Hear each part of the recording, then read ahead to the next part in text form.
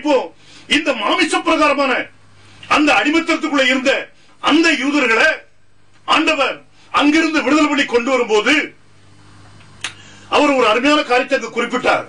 அதாவது யுபிலி வருஷம் வரும்போது அடிமைத்தனத்தில் இருக்கவே எல்லாத்துக்கும் நீ விடுதலை கொடுக்கணும்பா, இது உனக்கு நிரந்தரமான கட்டளை அப்படின்னு சொல்லி ஆண்டவர் அங்கு ஒரு காரியத்தை போதிச்சார். பாருங்க, உபாகமம் 15வது அதிகாரம் 15வது வசனத்தை பாருங்க. லேவியராகமம் 25வது அதிகாரம் 40-41வது வசனத்தை பாருங்க. நீ எகிப்து தேசத்தில் அடிமையா இருந்ததையும் உன் தேவனாகிய கர்த்தர் உன்னை மீட்டுக் கொண்டதையும் நினைவு கூற கடவாய். ஆகையால் நான் இன்று இந்த காரியத்தை உனக்கு கட்டளையிடுகிறேன். ஆனாலும் அவன் உன்னிடத்தில் நன்மையை பெற்று உன்னையும் உன் குடும்பத்தையும் நேசிப்பதினால் நான் உன்னை விட்டு போக மாட்டேன் என்று உன்னுடனே சொல்வானே ஆகியும் நீ ஒரு கம்பியை எடுத்து அவன் காதை கதவோட சேர்த்து குத்துவாயாக.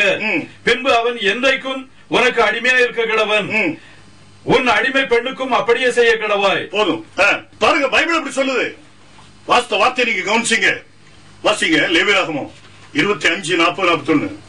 அவன் கூலிக்காரனை போலவும் தங்க வந்தவனை போலவும் உன்னோட இருந்து யூபிலி வருஷம் வருமட்டும் உன்னிடத்தில் சேவிக்க கடவன். பின்பு தன் பிள்ளைகளோடு கூட உன்னை விட்டு நீங்களாகி தன் குடும்பத்தாரிடத்திற்கும் தன் பிதாக்களின் காணியாட்சிக்கும் திரும்பி போக கடவன். பாருங்க, பைபிள் சொல்லுது யூபிலி வருஷம். யூபிலி எப்படி சொன்னா வேத வார்த்தை பிரகாரம் 50வது வருஷம். 50வது வருஷம் வரும்போது விடுதலை. இந்த இஸ்ரவேல் ஜனங்கள் வந்து 7x7 49 பலி செலுத்துவாங்க. 7 வாரத்துக்கு, ஒரு வாரத்துக்கு 7 நாட்கள், 7 வாரத்துக்கு 7 49 பலி செலுத்துவாங்க. 50வது நாள் விடுதலை. 50வது நாள் எக்காலம் ஊதப்படும். இந்த எக்காலம் ஊதப்படும் போது இந்த அடிமைத்தனத்தில் இருக்கிற ஜனங்களை விடுதலை பண்ணி ஆகணும். ஒருவேளை அவன் அதுக்கு முந்தின நாள் தான் அடிமையா வாங்கிட்டு வந்திருந்தாலும் சரி, அவனை விடுதலை பண்ணி ஆகணும். இது தேவனுடைய மாறாத கட்டளை. பழைய ஏற்பாட்டுல நான் ஏற்கனவே சொல்லியிருக்கிறேன், பழைய ஏற்பாட்டுல பேசப்படுற காரியங்கள்லாம் புதிய ஏற்பாட்டுக்கு நிழல். புதிய ஏற்பாட்டுல அது நிச்சயமா வரும். அது கிறிஸ்துவ பற்றினது. எப்பவுமே இந்த வேதத்தை நீங்க கவனிக்கும் போது ஒரு காரியத்தை சிந்திக்கணும். இந்த வேத வாக்கியங்கள் எல்லாம் தேவ ஆவினால் அருளப்பட்டிருக்குது. இந்த வேத வாக்கியங்கள் இயேசு கிறிஸ்துவ பற்றி மட்டும்தான் போதிக்கும், மற்ற யாரையும் அது போதிக்காது. பாருங்க, பைபிள் எப்படி சொல்லுது. இப்போ இந்த எண்ணம் எனக்கு இருந்துச்சுன்னா புதிய ஏற்பாட்டில் வர்ற காரியமும் இயேசு கிறிஸ்துவ பற்றி இருக்குங்கிறத நான் கண்டுபிடிக்க முடியும். இப்போ பைபிள் இப்படி சொல்லுது, இந்த யுபிலி வருஷம் 50வது வருஷம் எக்காலம் ஊதப்படும். இஸ்ரவேல் ஜனங்கள் மத்தியிலே எக்கால சத்தம் கேட்கும் போது அடிமைத்தனத்தில் இருக்கிற மனுஷனை விடுதலை பண்ணி ஆகணும்.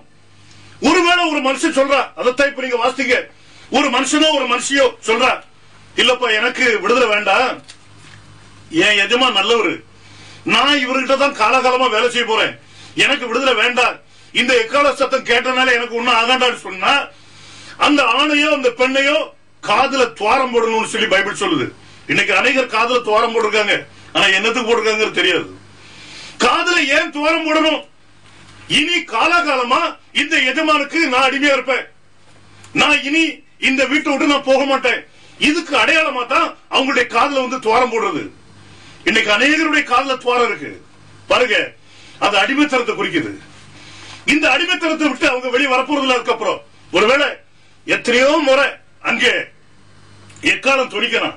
அந்த எக்கால சத்தம் துணிச்சாலும் அந்த சத்தத்துக்கு அவங்களுடைய காதுகள் வந்து அடைக்கப்பட்டதா இருக்கும், அவங்களுக்கு விடுதலை கிடையாது. அதுக்கப்புறம் இன்னைக்கு இஸ்ரவேல் ஜனங்கள் மத்தியில இப்படிப்பட்ட ஒரு நியமத்தை ஆண்டவர் அங்க ஏற்படுத்தினார். இதே மாதிரி புதிய ஏற்பாட்டிலையும் ஒரு நியமம் அங்க வந்தாகணும். பழைய ஏற்பாட்டில் சொல்லப்பட்டது உண்மையா இருந்தா புதிய ஏற்பாட்டிலையும் நிச்சயமா அந்த நியமம் வரும். இதை பற்றி தான் நம்ம இப்ப கவனிக்க போறோம்.